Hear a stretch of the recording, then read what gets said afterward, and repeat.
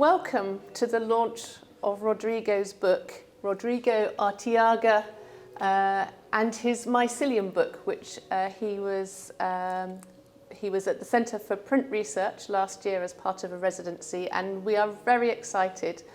Laura Clark and I are very excited to be launching the book here at the Arnolfini here in Bristol. Laura, would you just like to say a very few words about the construction of the book? It's been a mammoth project, I know, and we have just received the colophons, the signed colophons last week, and you've been gluing in the last bit, and Alex has been laying out the presentation here, and I think it's an amazing arrangement of the different prints.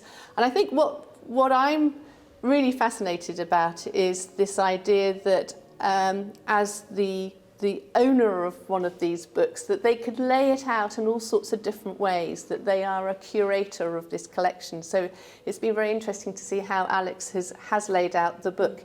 But Laura, could you talk about a few of the important aspects of the book? Of course, they're all important, but pick out some of your favourite pieces. Yeah, I mean, obviously the intaglio elements are my favourite as a traditional printmaker.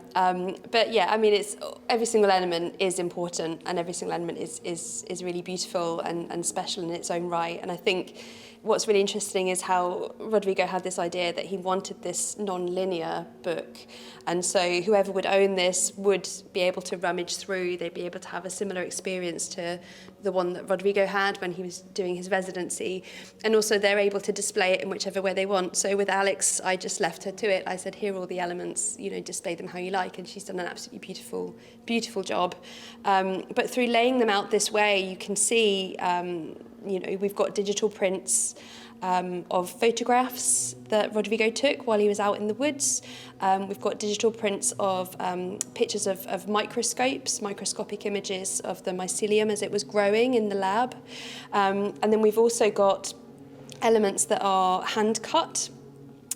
We've got the photopolymer gravure elements where we laid mycelium on top of a photopolymer plate and exposed it directly to UV light, and then inked that up with white ink so that it looks just like mycelium growing on the paper.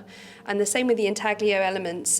So I gave Rodrigo a hard ground copper plate and then just got him to draw. And the hard ground allows you to get these really fine, detailed, intricate images.